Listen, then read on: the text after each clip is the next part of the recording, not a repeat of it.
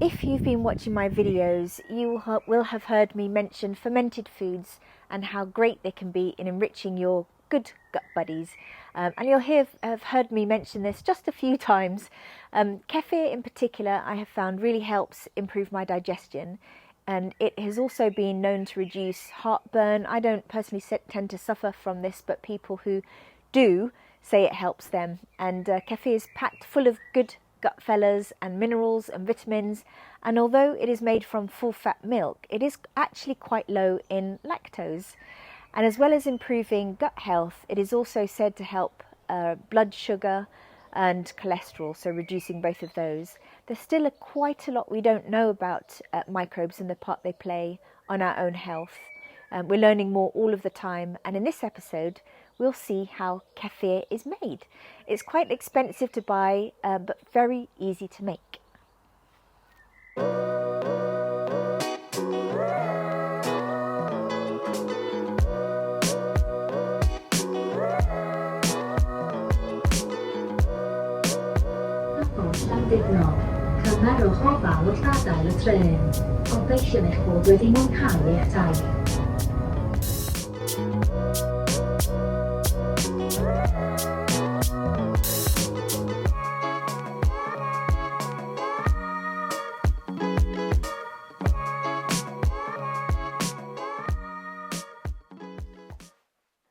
Hello, well this is a very special episode today because I'm here in the beautiful North Wales near Conway, and I'm here with my parents, and my dad has been making his own kefir for how long now?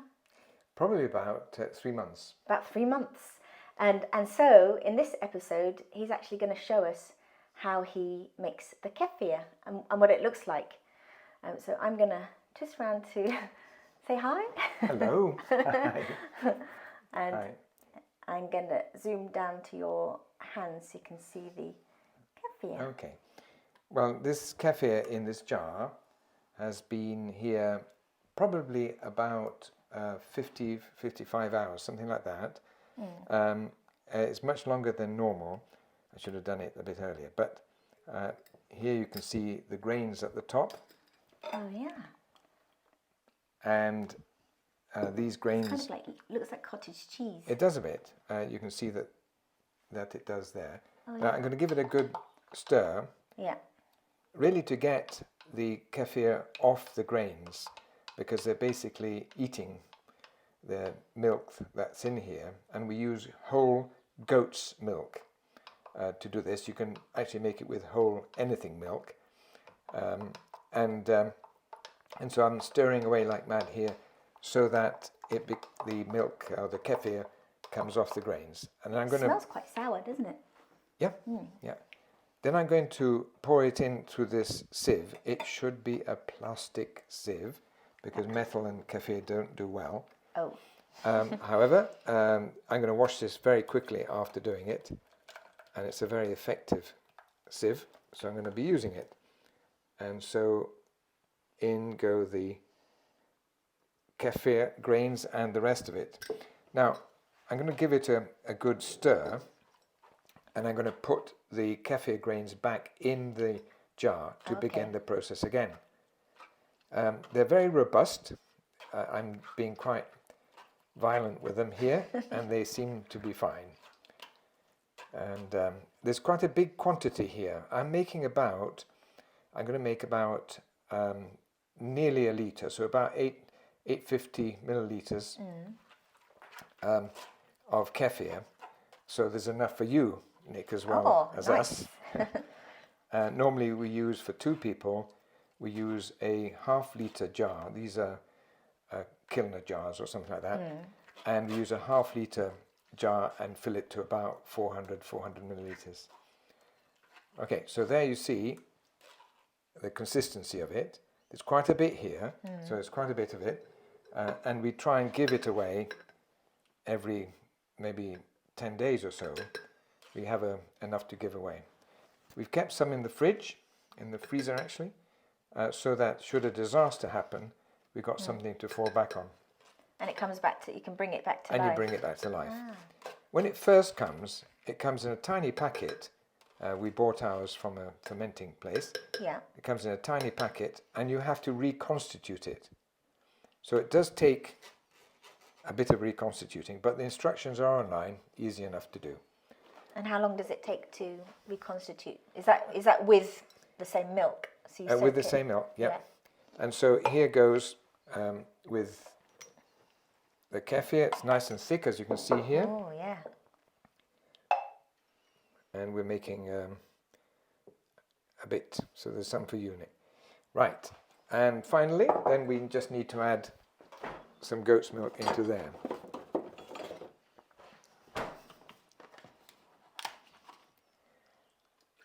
So you can make this with any type of milk? Any type of whole milk. It's Whole important milk. to have the fats in there, because that is in fact what the kefir grains eat, basically, and they convert that. So it's important to have the fat in there. And that's it. Now, if that takes, this will probably take about maybe 2 days to come to life. Yeah. But it could be faster as the time goes by. And do you keep it out of the fridge? Or Yes, do you... out of the fridge. Yeah. And you notice here that this Kilner jar hasn't got Yeah. a rubber ring there. The idea is that you can let air go in and out, but not much. And so that is, those goes by the fridge. And that's actually. a couple of days. That'll take a couple of days. Yes, to... actually, when we're in the routine of things, it will take less than a couple of days. It'll take every day. Every day I will do it. Can I try a little? Of course you can. And so you just drink it like this? Yes.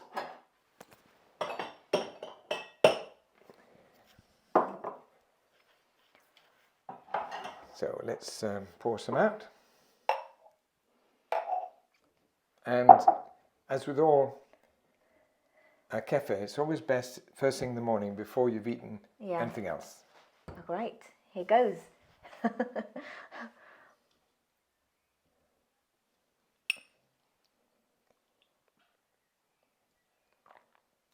Oh, that's really nice. It's quite expensive to buy in the shops, isn't it? So, It is. Yeah. And because the kefir in the shop has probably been pasteurized, to enable it to last, it probably has killed the bugs in it. So you need it with the bugs. This will go in the fridge now. You notice a very loose top that you've got. Yeah. It allows the carbon dioxide that's produced in here to escape. And if you didn't do this, you'd probably find that there's a lot of bubbles in it. It makes it like a little bit fizzy. Yeah. But this way, it escapes. And it might separate in the fridge, and you'll probably get your curds at the bottom and then the whey, like a clear liquid there, and then the grains on the top. All you do is you stir it back into life. Ah, and you can. How long does this last for in the fridge? Oh, weeks. Oh, weeks. Yeah, weeks. Oh, Yes. great. Just like the actual grain segment, you can keep it in the fridge and keep it going. They're very, very robust little fellas, and they will get used to your home. That's why it takes quicker time each time, because they actually get used to where you are and the temperature and everything. And if you talk to them, they like it. Extra carbon dioxide. Yes, exactly. It tastes amazing. It tastes different from the ones that you buy Yes. in the shops. It tastes a little bit more sour and a tiny bit fizzy. Yes, tiny that's bit right. fizzy. And the That's fizz is the lovely. carbon dioxide.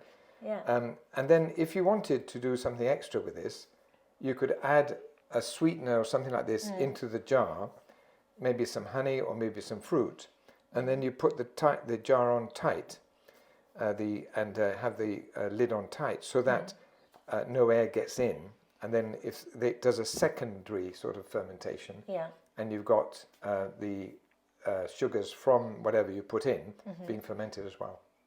Perfect. Thank you very much, Dad. Enjoy. Thank you. Cheers. Let me give you a closer look at the actual kefir grains. What's interesting is the grains are not really grains, they're clusters of tiny microorganisms of gut-friendly bacteria, yeast and enzymes in a perfect balance for our gut. Their length is about 10 to 30 millimetres and they look like tiny cauliflower or cottage cheese. and you can buy them in a packet dehydrated, sorry, and you just follow the instructions to get them going, or you can get them like this and follow the process that we showed earlier, which is what I'm going to do. So thank you very much for watching. I really hope you enjoyed this special episode, and give kefir a go. So if you like my videos, don't forget to like and subscribe below so you don't miss the next one. Thank you very much for watching. Bye.